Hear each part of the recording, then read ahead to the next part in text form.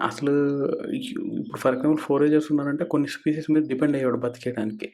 Weather change అయినప్పుడు అవి లేవంటే ఆ ఫుడ్ మనం ప్రిజర్వ్ చేసుకోకపోయినా ఆ టైంలో ఆ స్పీసీస్ లేదు.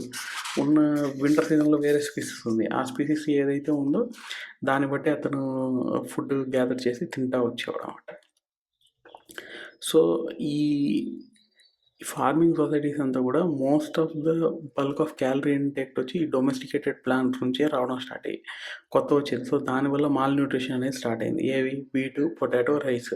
ఈ రెయిన్ ఫెయిల్ అయినా, లేకపోతే క్లౌడ్స్, లేకపోతే ఒక పురుగులు లోకస్ట్ అనే పురుగులు దండ వచ్చినా, లేకపోతే ఫంగల్ ఇన్ఫెక్ట్ వచ్చినా, ఏదొచ్చి మొత్తం పంట పోయిందా, ఈ రైతు అనేవాడు చనిపోయేవాడు.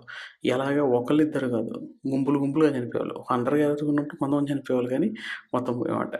కానీ మరి ఫుడ్ సెక్యూరిటీ ఆఫర్ చేయలేదు.